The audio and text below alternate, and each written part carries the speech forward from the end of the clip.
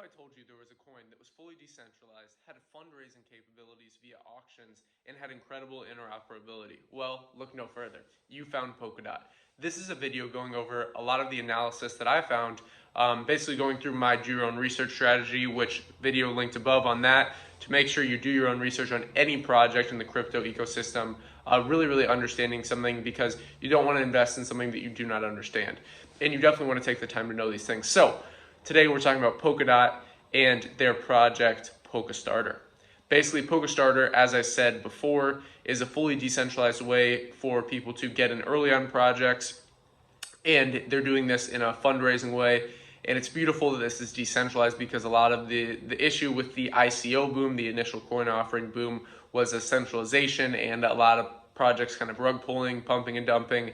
And this is a beautiful way to get in early on private sales, basically, because it's interesting. In the traditional financial space, you have private sales of companies that are centralized companies, and you have to be an accredited investor to do this. And the interesting thing with the accredited investor thing is it's very old school, because it's not going off your knowledge base. It doesn't matter how much you know about financial investing and really anything like that. It's purely off your net worth. So you could be a trust fund kid whose parents gave you $1 million, and you could be an accredited investor and just go blow your money on anything.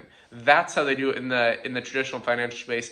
And that's really what I see this project innovating on. I have a very long time horizon on a lot of DeFi projects in the crypto space, especially Polkastarter.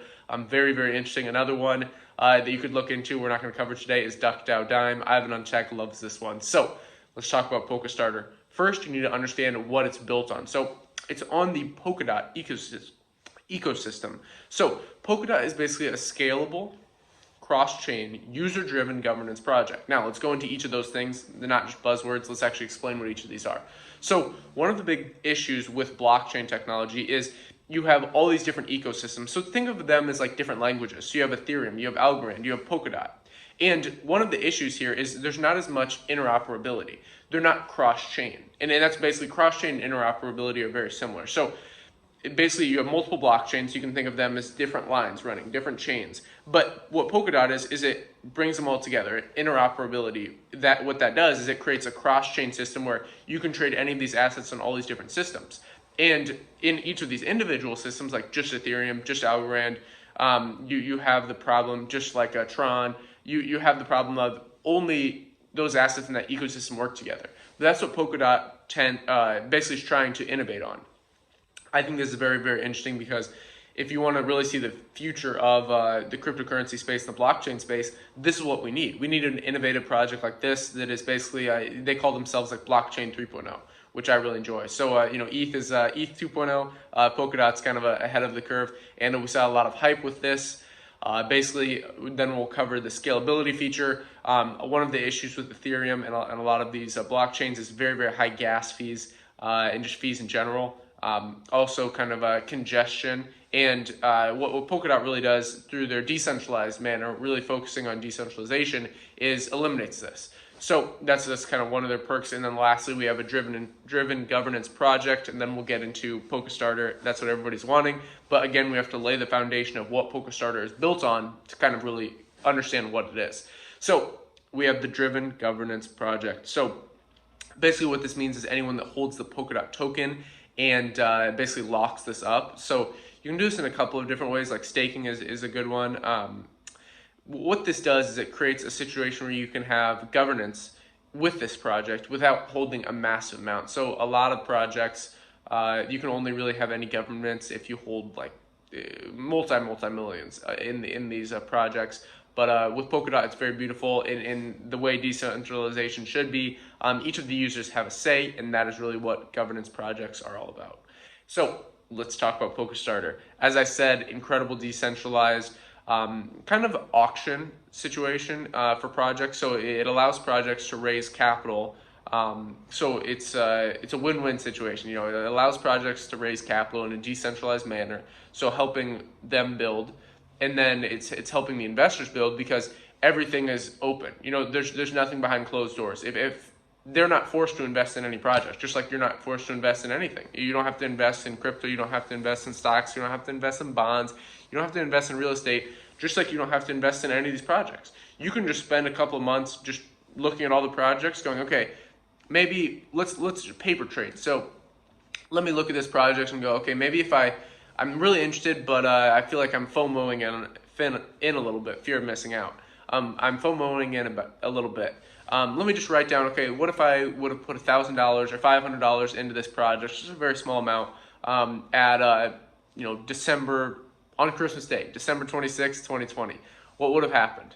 And write that down, and then a couple months later, return back to, okay, what's this project doing? How's the roadmap? All these different things. So that's what I really enjoy about this, is a lot of people see a project like this and go, oh, I could lose a lot of money. But really the upside is if you understand risk management, if you understand how to kind of paper trade and step-by-step get ahead, not necessarily in fast spurts, as Buffett says, you can go, okay, let me paper trade these projects, and then let me start getting in on these private sales.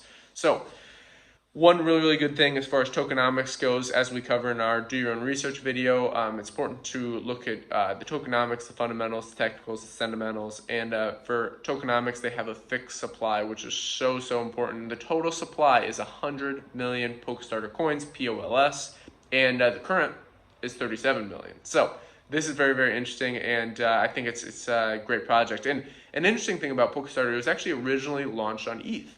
And it's moving over to Polkadot in 2021. So understanding, again, let me just recap this, cross-chain DEX built on Polkadot, and and it basically has an auction capital raising feature.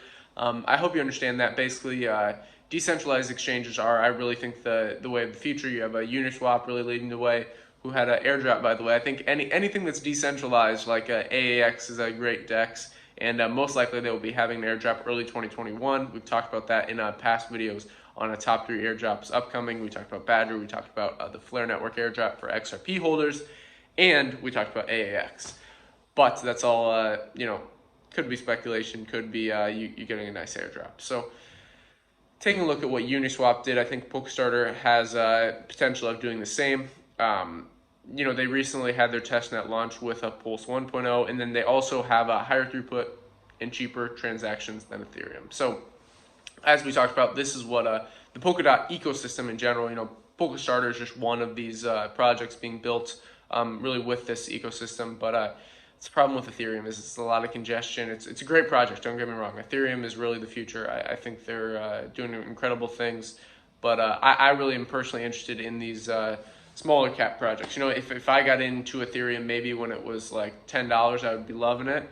But right now it's I think it could go a lot higher than it is now. And don't get me wrong, like I own Ethereum, but I see a lot of opportunities in projects like Algorand, projects like Polkadot, and especially projects that are even smaller than those, like Polkastarter, which has great upside. But again, what's worth knowing is worth repeating. Let me recommend this again. Do your own research. Watch this video up above on a DYOR. This kind of like an 8-step strategy I talk about on any project to understand doing your own research. Also check out Coin Bureau's video on this because it's so, so important. Don't just listen to speculative hype on any of these projects.